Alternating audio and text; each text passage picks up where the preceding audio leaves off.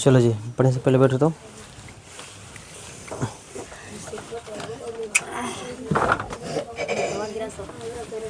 मार के धरा हुआ।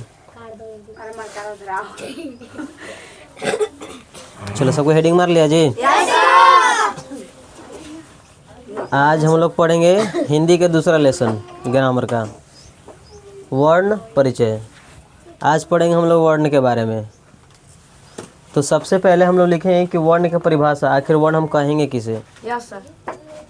सब कोई डैश मार दिए हैं? Yes sir. हाँ, तो पहले लिखने से पहले आपको बता देते हैं इसका परिभाषा क्या होता है। कि वर्ण जो है उन मूल ध्वनियों को कहते हैं जिसका कोई खंड या टुकड़ा नहीं किया जाता है। खंड या टुकड़ा कहने का मतलब उसको और तोड़कर जो है अलग नहीं किया जा सकता है, उसी को हम लोग बोलेंगे वर्ण। उसे क्या कहेंगे? वर्ण कहेंगे। तो वर्ण किसको कहेंगे? जिसका कोई खंड या टुकड़ा नहीं किया जाता है, उसको क्या बोलेंगे? हाँ, वर्ण कहेंगे। तो आप लोग कॉपी निकालिए और लिखते रहिए। वर्ण लिखो। वर्ण वर्ण उन मूल ध्वनि को कहते हैं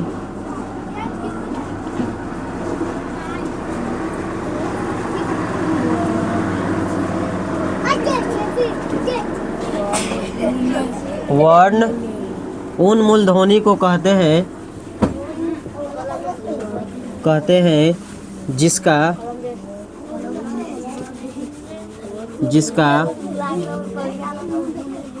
जिसका कोई खंड या टुकड़ा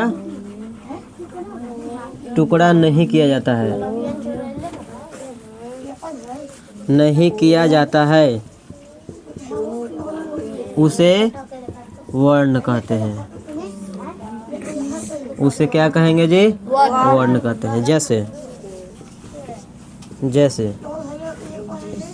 अ हो गया, आ हो गया, ई हो गया, ई हो गया, ऊ हो गया, ऊ हो गया, इस तरह से, मतलब आई में के।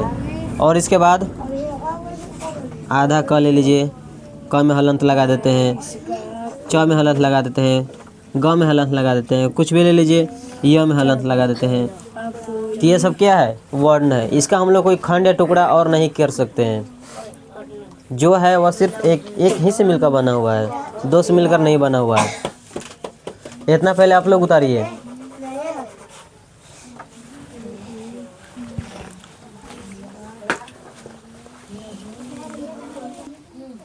चलो यहाँ देखो जी, बोर्ड पर कोई देखो तो इसका हम लोग परिभाषा क्या लिखे वर्ण के, कि वर्ण उन मूल ध्वनि को कहते हैं जिसका कोई खंड या टुकड़ा नहीं किया जाता है, उसे वर्ण कहते हैं। कॉपी हटाओ तो जी, इसे कॉपी हटाओ। जैसे हम लोग क्या लिखे, अ आ ए उ और होता है इसमें। और इसके बाद देखो ई क में देख रहे हैं नीचे रेफ लगाया हुआ है, तो इसमें हलंत लगाया है। हलंत संस्कृत में एक चिन्ह होता है, हलंत इसको कहते हैं। ये हलंत का मतलब हुआ कि ये जो लिखा हुआ है वो आधा लिखा हुआ है, पूरा क नहीं है, ये आधा लिखा हुआ है। जिसमें नीचे ये हलंत लग गया तो समझ जाना है कि उसको थोड़ा सा उच्चारण करना है, पूरा नहीं उच्चारण करना है।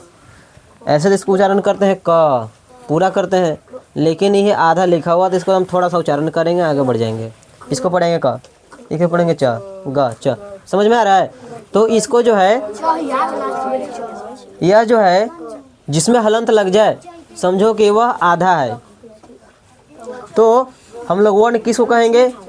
वर्ण उन मूल ध्वनि माने आवाज नहीं, तो वह ऐसा चीज़ है, वो ऐसा ध्वनि है, आवाज़ है जिसका दूसरा और कोई खंड नहीं हो सकता है। खंड मतलब टुकड़ा, उसको और हम अलग प्रकार से नहीं तोड़ सकते हैं। और जब हम और उसको अलग तरीके से नहीं तोड़ सकते हैं, या जो उसको और अन्य प्रकार से नहीं तोड़ा जा सकता है, उसी को हम लोग बोलेंगे वर्ण। जैसे इसको तोड़िए आप लोग, ई आ को हम लोग कोई और तरीके से तोड़ सकते हैं? नहीं, यह सिर्फ एक ही अ से मिलकर बना हुआ है, इसमें और कोई मात्रा नहीं है, सिर्फ यही एक है। इसको देखिए, आ भले और अ मिलकर बना हुआ है, लेकिन इसका भी और कोई खंड टुकड़ा नहीं होगा, नहीं इसका होगा। समझ में आ रहा है आप लोगों को? इसका भी और कोई खंड टुकड़ा ना होगा। जो आधा का जो क लिखा हुआ है, इसमें हलंत लगाया हुआ है, इसका कोई खंड टुकड़ा नहीं होगा, और जिसका कोई खंड टुकड़ा ना होगा उसको क्या बोलेंगे? वर्ण। तो ये सब हमारा क्या है? वर्ण है। अब खंड टुकड़ा वाला क्या क्या हो सकता है? जैसे देखिए, जैसे एक हम शब्द लिखे राम, एक हम शब्द लिखे राम, तो इसको खंड टुकड़ा हम लोग कर सकते हैं। समझ में आ गया? तो इसको हम लोग वर्ण नहीं कहेंगे। वर्ण किसको कहेंगे? जिसका खंड टुकड़ा हो सकता है उसी को बोलेंगे वर्ण, और जिसका कोई खंड टुकड़ा नहीं होगा, मतलब जिसका कोई खंड टुकड़ा हो जाएगा, उसको हम लोग वर्ण नहीं कहेंगे, दूसरा चीज़ कहेंगे। तो इसको तोड़िए आप, इसको तोड़िएगा तो टूट जाएगा, और जो टूट जाएगा वह वर्ण नहीं है, कोई दूसरा चीज़ होगा नहीं। तो इसको तोड़िए, यह जो रा लिखा हुआ है वह आधा र प्लस आ लिखा हुआ है, अब प्लस ई आधा म अब पूरा अ लिखा हुआ है, इस तरह से मिलकर जो है राम बनता है। समझ में आया? तो ई राम का क्या खंड हो गया? दिखाई दे रहे हैं यहाँ पर 1 2 3 4 5 जो खंड हो गया ना है। तो ये हमारा वर्ण नहीं है, इसका कोई खंड हो सकता है? इसको तोड़िए तो इस प्रकार से नहीं, ई सब का हम लोग नहीं तोड़ सकते हैं, और जिसका हम लोग नहीं तोड़ सकते हैं वही कहेगा वर्ण। तो ई सब को हम लोग तोड़ सकते हैं? नहीं सर, नहीं तोड़ सकते हैं। जब नहीं तोड़ेंगे तो उसी को बोलेंगे वर्ण। आज देखिए, इसको हम लोग तोड़ देंगे, इसको तोड़े तो किस में हो गया? देख रहा है 1 2 3 4 5 वर्ड में तोड़ दिए हम लोग।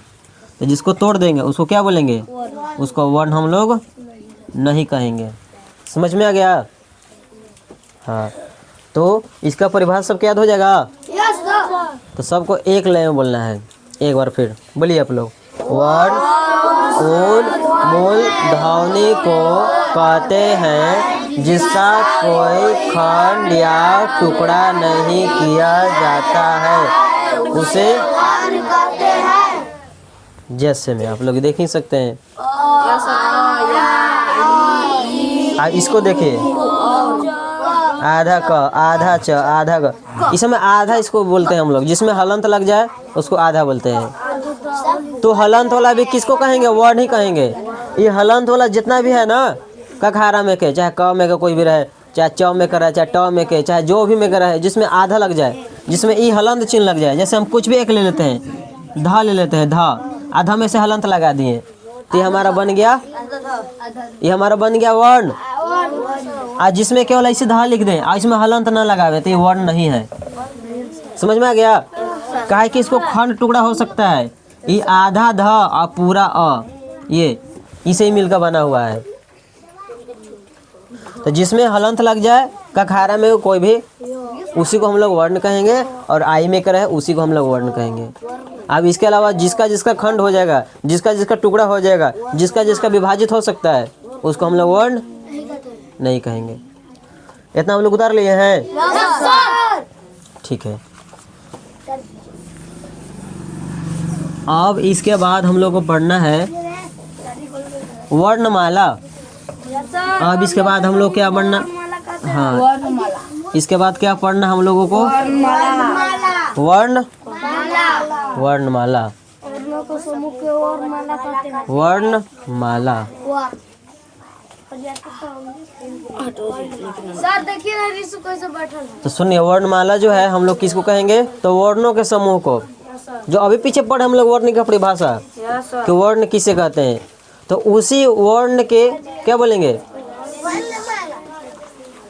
वर्णों के उस समूह को बोलेंगे।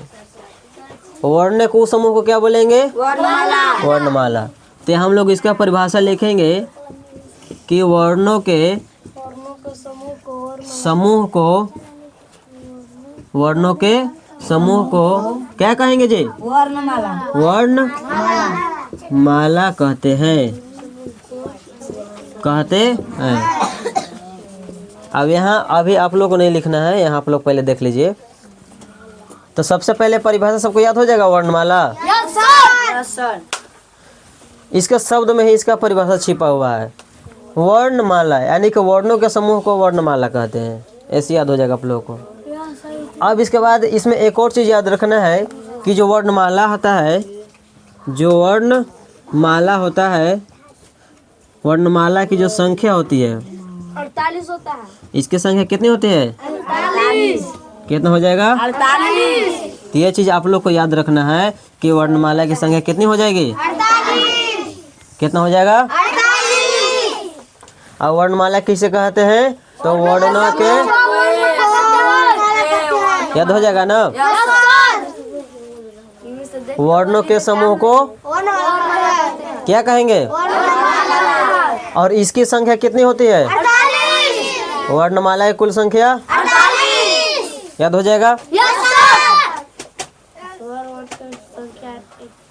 अब इसके बाद हम लोग लिखेंगे कि वर्णमाला जो है जिसकी संख्या 48 होती है वह कौन कौन सा है जिसको जोड़ने पर 48 हो रहा है।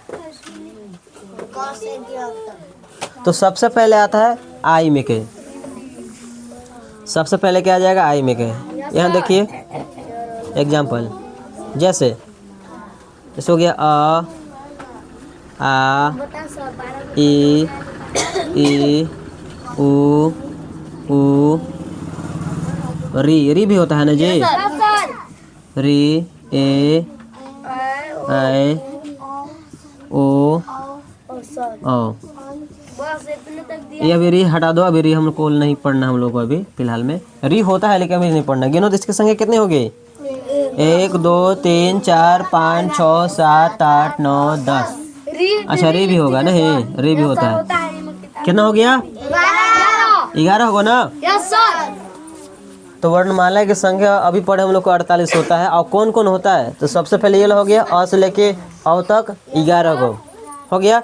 इसके बाद दो और होता है अनुस्वार, जो ऐसे हम लोग पर माथा पर बिंदु लिखते हैं जिसको हम लोग अन पढ़ते हैं नहीं, तो उसको हम लोग बोलते हैं अनुस्वार, अनुस्वार। एक हम लोग पढ़ते हैं कि नीचे जो 2 बिंदु रहता है जिसको हम लोग अह पढ़ते हैं नहीं, इसको क्या हम लोग बोलेंगे जी, अनुस्वार नहीं, इसको विसर्ग बोलेंगे। इसको क्या बोलते हैं, तो 11 को ये हो गया और 2 को यहाँ से हो गया, 2 को यहाँ से हो गया ना। अब इसमें भी और लिखेंगे हम लोग।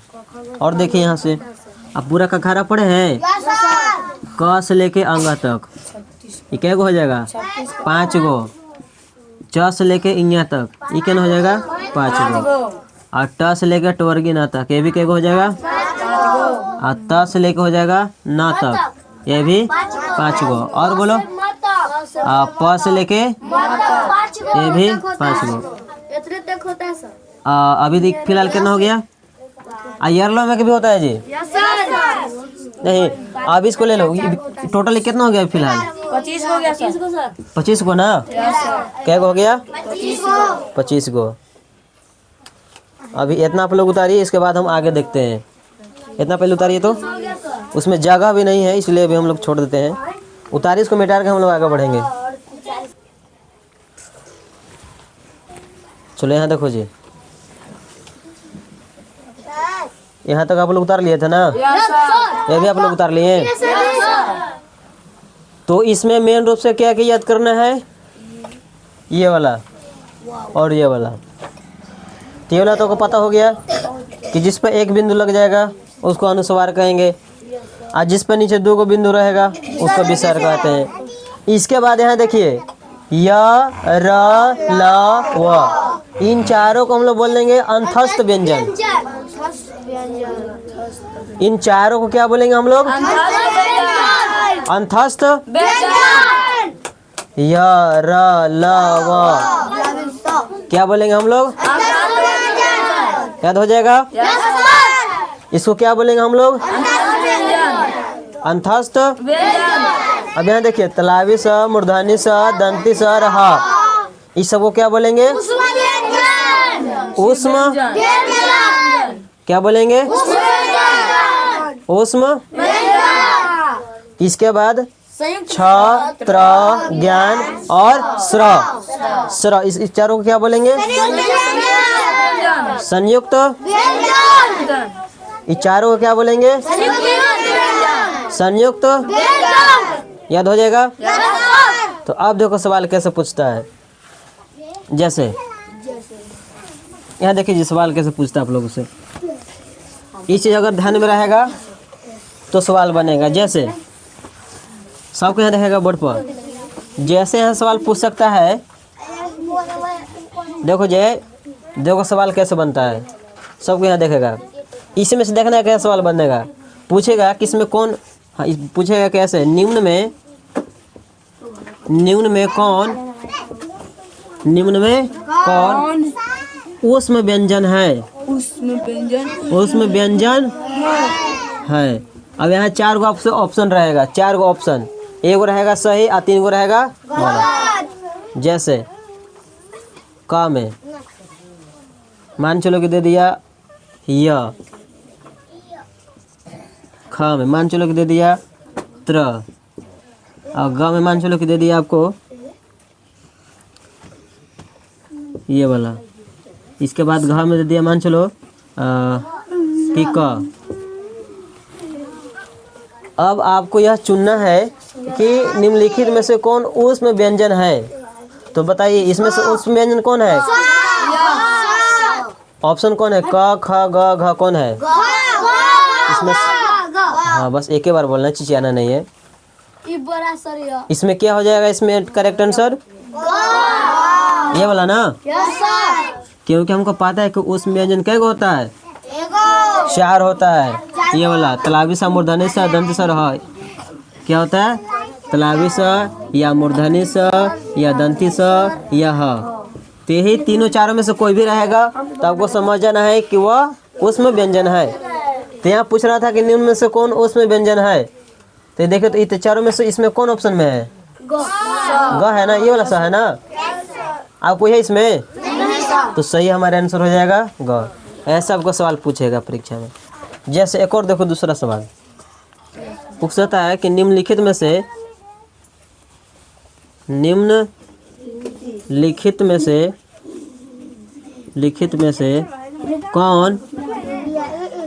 कौन संयुक्त व्यंजन है?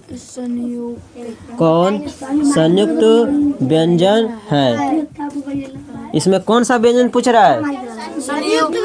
संयुक्त। जैसे ऑप्शन में ले लेते हैं या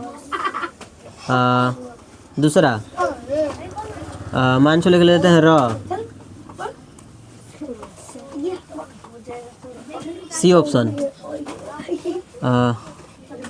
हाँ, और डी ऑप्शन श्र। डी ऑप्शन है सर। तो इसमें कौन सा करेक्ट आंसर सही हो जाएगा? निम्नलिखित में से कौन सा संयुक्त व्यंजन है? तो इसमें से कौन संयुक्त है जी? यह है, र है, ह है, श्र है। तो इसको हम लोग ऐसा करके टिक मार देंगे कि हमारा सही हो गया। समझ में आया? तो ये 4 आपको याद रहेगा तो सवाल आपसे बनेगा। अगर याद नहीं रहता है तो आप गलती मार दीजिएगा, आपको पता नहीं चलेगा कि कौन सा इसमें संयुक्त है और कौन इसमें सा उसमें है। तो उसमें के लिए 4 याद करना पड़ेगा, और संयुक्त को याद करने के लिए भी 4 याद करना पड़ेगा। यानी कि मेन रूप से इसको याद करना पड़ेगा। अगर यह तीनों याद रहता है तो आपसे बन जाएगा सवाल। तो ऐसे ही सवाल जो है पूछता है मैट्रिक की परीक्षा में। ऐसे सवाल रहेगा, यहाँ दे देगा सवाल कि इनमें से कौन उसमें व्यंजन है और 4 गो रहता है ऑप्शन। समझ में आ गया? तो आपको सेम ऐसे बनाने के लिए मिलेगा परीक्षा में, सेम ऐसे रहबे करता है। या हो सकता है कि पूछा भी है, ये सवाल हो सकता है पूछा भी है, कोई साल में पूछा होगा, चाहे 2022 से पूछे, चाहे 13 पूछे, 14 पूछे, पूछे सब सवाल है। तो इसलिए आप लोगों को याद रखना है। इन साल में पूछा होगा, लेकिन सवाल रहेगा तब ना देख पाइएगा आप लोग। हमारे पास सवाल ही नहीं, आपको दिखाते हैं हम हिंदी के। तो इस तरह से जो है ये इतना तक आप लोग उतार लिए हैं। अब किस तरह से सवाल बनता है ये भी दोनों उतार लीजिए।